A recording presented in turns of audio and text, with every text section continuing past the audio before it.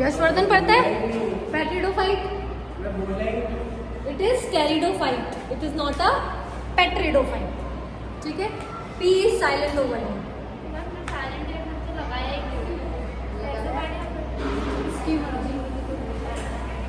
चलो, now when we talk about pteridophytes, now pteridophytes is more developed than the bryophytes।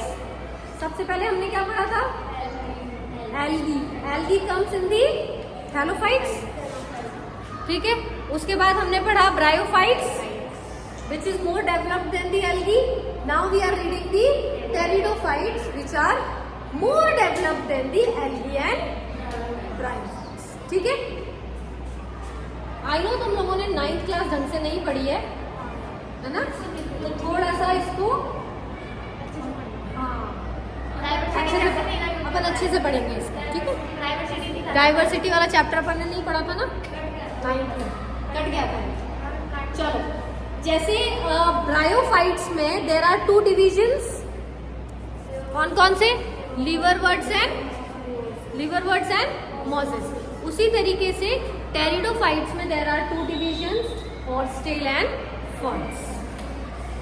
Now when we talk about pteridophytes, pteridophytes में हम true leaves देखेंगे, true roots देखेंगे and true roots, stem and leaves, ये true देखेंगे। ठीक है, algae when we are reading, तो algae again when we talk about algae, bryophyte, ये सब प्लांट किंगडम में आते हैं। तो कुछ ना कुछ ऐसी चीज होती है जिससे वो सबस्ट्रेटम से अटैच होता है। एल्गी का सबस्ट्रेटम किससे अटैच होता है? एल्गी सबस्ट्रेटम से किस पोजीशन से अटैच होता है? Hold fast. ठीक है, और जब हम बात करते हैं ब्रायोफाइट्स की, तो ब्रायोफाइट्स किससे होता है? राइजोइड्स से, जो कि रूट लाइक स्ट्रक्चर है। उनके रूट लाइक स्ट्रक्चर को हम बोल रहे थे होल्ड फास्ट। ठीक है, यहाँ पे हम बोलेंगे डायरेक्ट रूट्स। समझ में आ गया? Now they are found in cool, damp, shady places. Some flourish well in sandy soil conditions. Evolutionary, they are the first terrestrial plants to possess vascular tissues. मतलब जैसे मैंने बोला था ना कि जो ब्रायोफाइट्स हैं, bryophytes are the ones which established themselves in the bare rock, bare land में अपने आप को establish कौन करता है सबसे पहले? ब्रायोफाइट्स। उसी तरीके से इवोल्यूशनरी रीजन्स के साथ में, रिलेशंस के साथ में, ये जो टेरिडोफाइट्स हैं, इनके पास में वैस्कुलर टिश्यूज है, मीन्स जाइलम एंड फ्लोएम। ये फर्स्ट अगर जाइलम एंड फ्लोएम कहीं पे भी देखा गया है तो वो कहाँ देखा गया है? टेरिडोफाइट्स। Is that clear? ठीक है, चलो, now these are the examples. देखो जैसे selaginella, selaginella, these are the example of. ठीक है, नाम बड़ा अजीब सा है ना। In bryophytes the dominant phase is the gametophyte. In pteridophytes, the dominant phase, main plant body is sporophyte। आया समझ में? क्योंकि हम डेवलप हो रहे हैं आगे से आगे। Algae, bryophytes, pteridophytes. एल्गी में क्या था? सिर्फ और सिर्फ गैमेटोफाइट था, उसमें कोई स्पोरोफाइट का नामो निशान नहीं था। ठीक है, लेकिन जब हम ब्रायोफाइट्स में आए तो हमें वहाँ दोनों ही मिले, गैमेटोफाइट भी मिला और स्पोरोफाइट भी मिला, बट उसकी डोमिनेंट फेज क्या हो गई थी? गैमेटोफाइट थी। अब जब हम आगे आए हैं टेरिडोफाइट्स में, तो यहाँ पे जो डोमिनेंट फेस है वो क्या है? स्पोरोफाइट। मतलब जो प्लांट बॉडी है उसको हम स्पोरोफाइट बोल रहे हैं। ठीक है, it is differentiated into true root, stem and leaves.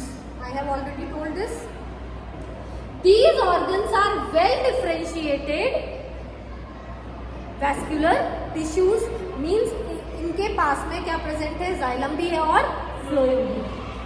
The leaves in the pteridophytes are small as in antheridia और large macrophylls as in ferns. अब चीजें याद रखो कि when we are talking about leaves, तो लीव्स को हम microphylls से बोलते हैं अगर वो स्मॉल लीव्स है। Micro means small, macro means large, simple, ठीक है। तो इसमें क्या होता है कि बहुत सारे डिफ्रेंसिएशन होते हैं प्लांट्स में। आप देखेंगे कि कुछ ऐसे प्लांट्स होते हैं जिनकी बहुत ही छोटी छोटी लीव्स होती हैं, कुछ ऐसे प्लांट्स होते हैं जिनकी जो लीव्स होती है बहुत ही बड़ी बड़ी होती हैं।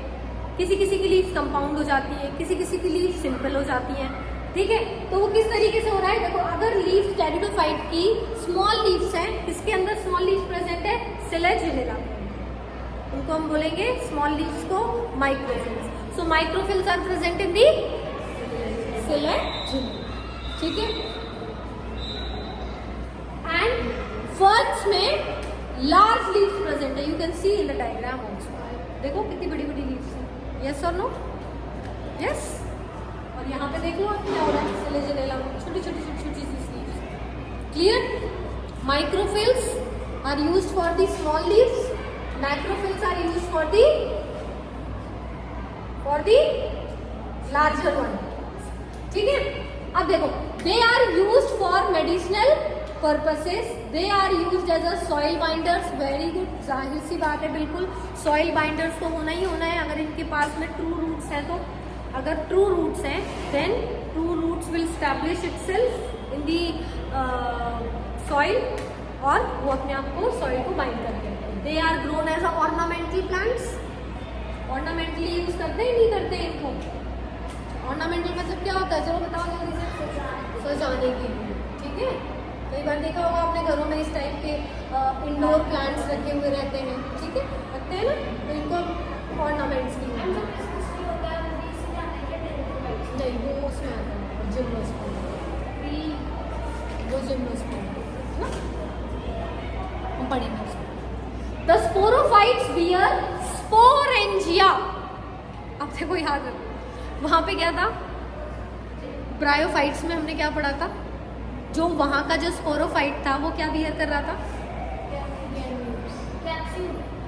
हाँ वही कैप्सूल के अंदर एंथ्रीडियम और आर्किगोनियम कर रहे थे, ठीक है। अब ये स्पोरेंजिया हो रहा है, that are suspended by the leaf like appendages called sporophyll. Now what is sporophyll, जैसे लीफ मैंने बताई थी, लीफ को हम क्या बोल रहे हैं, माइक्रोफिल, लीफ को हम बोल रहे थे माइक्रोफिल। तो इसमें क्या होते हैं, जो स्पोर्स होते हैं, जैसे ये देखो ये चीज दिख रही है स्पोरोफिल, ये लीफ लाइक स्ट्रक्चर दिख रहा है, ये लीफ लाइक स्ट्रक्चर है और इन्हीं को ये हम बोलते हैं स्पोरोफिल्स, और इसके अंदर ही स्पोर्स प्रेजेंट है। Sporangia is a fruiting body, sporangium, जैसे antheridium is a fruiting body जिसके अंदर एंथ्रोजॉइड्स प्रेजेंट थे, यस और नो। उसी तरीके से एक स्पोरेंजियम होता है, एक फ्रूटनिंग बॉडी जिसके अंदर स्पोरेंजिया प्रेजेंट है। समझ में आया, उनके स्पोर्स को हम क्या बोल रहे थे, एंथ्रीडिया एंड आर्किगोनिया, ठीक है। क्लियर है, यहाँ पे कुछ क्लियर हो रहा है। देखो लीफ मेगा, क्या लिखा है, ठीक है। Adult sporophyte two N young leaf, fiddlehead and rhizome और रूट्स, ठीक है। Sporogenous tissue, immature sporangium, sporangium I have told क्या था, स्पोरेंजियम अ फ्रूटनिंग बॉडी जिसके अंदर स्पोर्स प्रेजेंट हैं, समझ में आ गया। और यही मैंने बताया कि जो स्पोरोफाइट्स जो होते हैं उनके पास स्पोरेंजिया होता है, वो कहाँ पे अटैच होते हैं, एक लीफ लाइक स्ट्रक्चर, जैसे ये लीफ लाइक स्ट्रक्चर है स्पोरोफिल, इसके पास स्पोरेंजिया प्रेजेंट होता है, समझ में आ गया, अटैच होता है, ठीक है। अब ये देखो, in some cases sporophylls form distinct compact structure. एक तो हमने यहाँ वाला स्पोरोफिल पढ़ा था जो कि लीफ लाइक स्ट्रक्चर था, ठीक है। लेकिन कई बार दूसरे केस में क्या होता है कि जो स्पोरोफिल होते हैं वो कॉम्पैक्ट लाइक स्ट्रक्चर बना देते हैं। कॉम्पैक्ट लाइक स्ट्रक्चर मतलब एक हम बोल सकते हैं कि कैप्सूल टाइप स्ट्रक्चर बनाते हैं और उस स्ट्रक्चर को हम बोलते हैं strobilus. In some cases sporophyll form distinct compact structure, strobili और कोन्स। उनको हम कोन्स भी बोल सकते हैं या फिर स्ट्रोब्यूलाई बोल सकते हैं। Example selaginella and equisetum, you can see here. देखो ये जो वहां पे क्या था जब हमने पिछले वाले में पढ़ा था, देखो स्ट्रोब्यूलस, स्ट्रोब्यूली, कोन्स, स्पोरोफिल्स, ये सब एक ही चीज है जो कि क्या बियर कर रहे हैं, स्पोरेंजिया बियर कर रहे हैं, स्पोर्स बियर कर रहे हैं, ठीक है। बट उनके नेम चेंज हो गए। एक केस में, पिछले वाले केस में क्या था कि वो just as a leaf like structure show कर रहे हैं। Yes, simple.